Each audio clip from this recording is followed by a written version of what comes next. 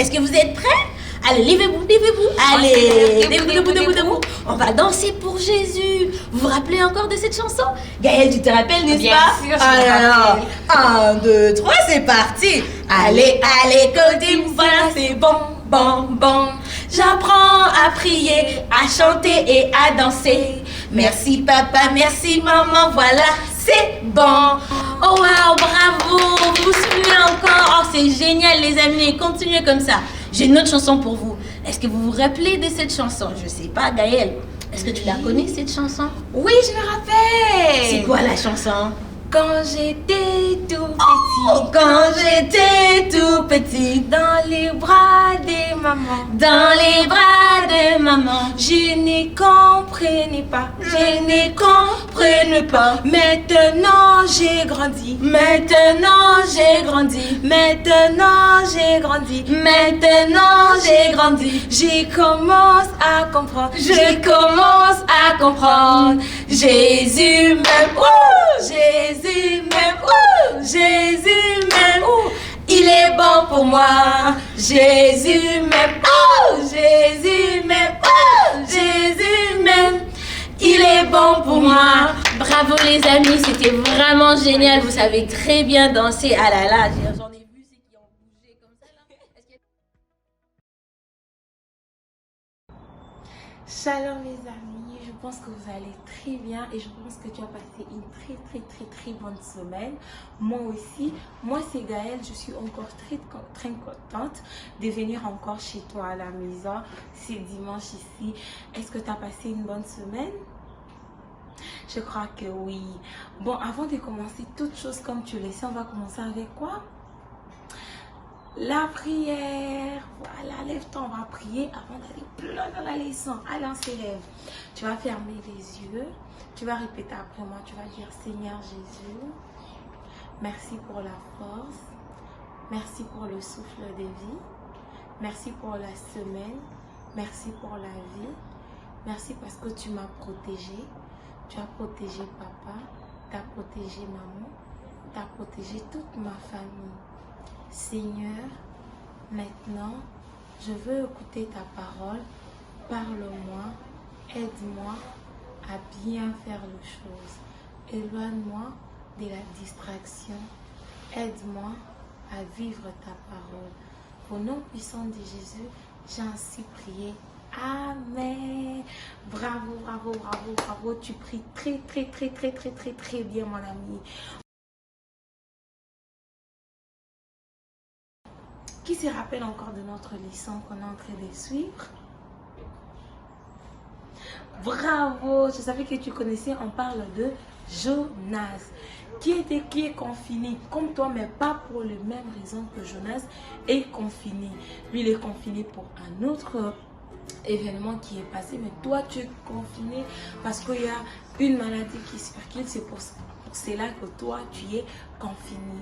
Aujourd'hui encore, on va faire une petite récapitulation rapidement pour ceux qui nous ont suivis simplement aujourd'hui. On parle de Jonas. Tu vas me demander c'est qui Jonas? Jonas c'est un prophète. Jonas c'est un prophète. Un prophète c'est une personne qui emmène la parole de Dieu, qui vient donner un message de la part du Seigneur. Et Jonas aimait beaucoup lire la parole et il aimait beaucoup Dieu et Dieu l'aimait beaucoup comme toi et moi. Et Jonas, Dieu l'avait envoyé dans un pays qui s'appelle Ninive. Ces pays-là, il n'y avait pas de gens qui étaient bien, ils ne s'étaient pas barrés, ils n'obéissaient pas à Dieu, ils n'écoutaient pas Dieu, ils ne faisaient pas ce que Dieu voulait qu'ils puissent faire. C'est là que Dieu a envoyé Jonas de partir à Ninive. Et quand il est arrivé à Ninive, au lieu de partir à Ninive, Jonas a préféré fuir. Oui, mes amis, Jonas a fui au lieu de partir là où Dieu l'a envoyé de partir, dans ces pays de toutes ces personnes qui n'écoutaient pas Dieu, qui n'obéissaient pas à Dieu. Pourtant, Jonas pouvait parler à ces peuples parce que Dieu l'a envoyé pour leur dire qu'il va leur détruire pendant 40 jours, 40 nuits. Mais Jonas a fui pour aller vite dans ces pays qui s'appellent Tarsis. Cette ville est tellement loin de Ninive. Jonas s'est retrouvé là-bas, il a pris un bateau, comme tu le sais, il est monté dans ces bateaux, il y avait un grand grands vents qui volaient de partout.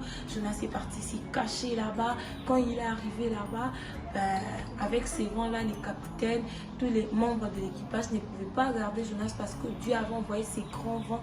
C'est là que Jonas a pris les bateaux. Quand il est entré dans les bateaux, avec ces grands vents qui soufflaient de partout, bon, les capitaines aussi, et tous ils avaient compris que ça venait de Dieu et c'était à cause de Jonas parce que Jonas n'a pas obéi à Dieu.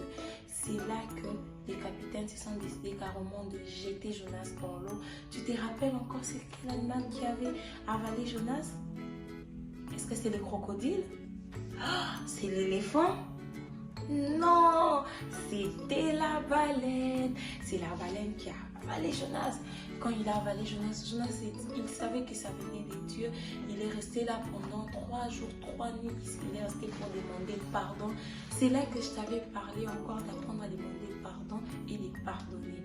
Et puis après sa prière, après avoir demandé pardon à Dieu, et c'est là que la baleine l'a vomi. Tu te rappelles de là où la baleine a vomi Jonas? Est-ce que c'était à Tarsis? Non, c'était à Ninive. Et c'est là que Jonas est arrivé là à Ninive, que la baleine l'a vomi tout près de Ninive. Et il est arrivé là-bas, il a parlé de la part de Dieu au peuple de Ninive qui n'écoutait pas Dieu. Il a parlé au roi et c'est là que le roi, ils ont décidé de changer. Ils ont eu à jeûner pendant 40 jours pour demander pardon à Dieu pour tout ce qu'ils ont eu à faire de mal et Dieu les a pardonnés. C'est là qu'on s'est arrêté, mon ami. Tu te rappelles, je t'avais dit qu'il y a une personne qui n'était pas contente du fait que Dieu puisse pardonner le peuple de Ninive et c'était Jonas. Oui, Jonas n'était pas content du fait que Dieu pardonne les peuples de Ninive. Et pourtant, Dieu leur a pardonné Jonas. Oui, mon ami, Jonas n'était pas content. Et pourtant, Dieu l'a pardonné. Dieu a accepté tout ce que Jonas a fait, même s'il avait fui. Dieu a accepté de pardonner Jonas. Mais Jonas n'était pas content du fait que Dieu a pardonné les peuples de Ninive. Et c'est là, il était tellement fâché, mon ami, qu'il s'est dit simplement que Dieu lui tue, il veut mourir, il ne veut plus exister. Et il est parti loin. Là où il était parti, il est parti dans un autre village. Il est sorti de la ville, il était très fâché. Là où il était, il faisait tellement chaud, très chaud. Et Jonas avait sommeil, il transpirait. Tu vois, il faisait chaud comme maintenant, hein, mais plus chaud qu'il est maintenant. Et là, quand Jonas est parti dans ce petit coin à lui, comme il s'est fâché, il est fâché contre Dieu parce que Dieu a pardonné les peuples de Ninive. Et quand il est arrivé dans cet endroit où il était tout seul, il voulait mourir, il voulait se séparer de tout le monde. Il était tellement triste et en colère contre Dieu. Et c'est là que Jonas voulait dormir, mais il faisait tellement chaud. Pendant qu'il dormait, c'est là que Dieu fait pousser un arbre pour créer de l'ombre sur Jonas. Parce que Jonas avait chaud, mais tellement il était en colère, il ne voulait pas parler. C'est comme toi, non? Quand tu te fâches contre papa et maman, quand ils te disent viens manger, tu boudes et pourtant tu as faim, va seulement manger. Tu es là dans ton coin, tu es fâché et pourtant maman veut simplement te donner la nourriture parce que tu as faim, mais tu te fâches. C'est ça ce qui est arrivé à Jonas. Jonas était là-bas, il boudait, il était fâché. Et c'est là que Dieu a fait pousser un arbre qui a créé de l'ombre sur Jonas. Et Jonas s'est endormi. Quand il s'est réveillé, il a vu l'arbre. Mais, en vrai, il ne se rendait pas compte que ça venait de Dieu. Jonas. Et il était là, il a vu l'arbre. C'est-à-dire, il était toujours en colère. Il était en colère. Il était fâché. Il voulait plus personne. Il était tellement fâché contre Dieu. Et c'est là que Dieu a envoyé un petit ver de terre pour manger l'arbre. Et Jonas, quand il s'est réveillé, il avait un grand vent. Il s'est encore fâché contre Dieu. Pourquoi l'arbre est parti? Et c'est là que quand il a vu encore ces grands vents, il pensait que c'est le moment que lui va mourir. Et pourtant, ce n'est pas ça. Et c'est là que Dieu pose la question à Jonas, pourquoi tu es fâché? Pourquoi tu es en colère? Et il a dit à Jonas, j'aime le peuple de Ninive. Moi, je t'ai pardonné. Il a donné l'exemple de cet arbre qu'il a eu à pousser pour Jonas. L'arbre que de lui-même qu'il a poussé. Et cet arbre est mort. Il a dit, pourquoi est-ce que tu peux comparer un arbre avec un homme? Dieu a envoyé son Fils unique pour toi et moi. Dieu nous aime, que tu sois un pécheur, que tu... En fait, peu importe les statuts que tu as, Dieu t'aime. Dieu t'aime. L'amour de Dieu pour nous, c'est incomparable, inconditionnel. Dieu nous aime, mon ami. Dieu nous aime tellement, tellement, tellement, tellement qu'il peut tout faire pour nous. C'est là que Dieu donne cet exemple à Jonas. Il a dit, regarde cet arbre que j'ai fait pousser précisément pour toi et je l'ai tué comme ça. L'arbre n'existe plus et c'est fini. Et pourquoi pas, si je peux faire ça avec un arbre, pourquoi je ne peux pas faire ça avec un homme? Je ne peux pas tuer je ne peux pas te protéger toi et pas protéger le peuple des Ninive. Dieu a protégé Jonas, il a pardonné Jonas. Pourquoi il ne peut pas le faire aussi avec le peuple de Ninive? Jonas était, ok, d'accord. Et c'est là que Dieu a fait comprendre à Jonas, il faut apprendre à pardonner et à demander pardon. C'est énormément. Donc apprenons à pardonner et à demander pardon et de mettre toujours Dieu au centre de tout ce qu'on est en train de faire.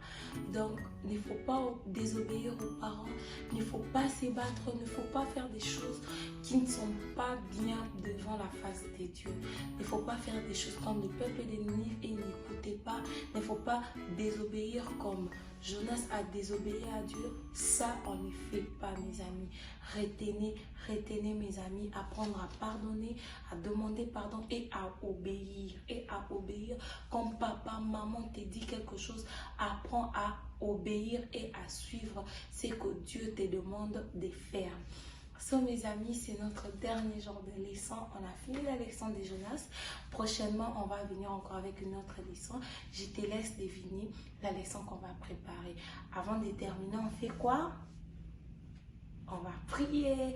Lève-toi, on va prier. Tu vas fermer les yeux. Tu vas répéter après moi. Tu vas dire, Seigneur Jésus, merci pour la force, pour le souffle de vie, pour la vie, pour la force. Seigneur, merci pour ta parole. Apprends-moi à pardonner et à demander pardon, ainsi à obéir. Seigneur, je sais que tu ne fonctionnes pas selon les âges. Seigneur, parle-moi, fais-moi du bien. Agis en moi en tant que maître. Je te confie cette semaine entre tes mains, ainsi que mes parents entre tes mains. Dans le nom puissant de Jésus, j'ai ainsi prié. Amen. Amen, mes amis. Amen. On se voit le dimanche prochain.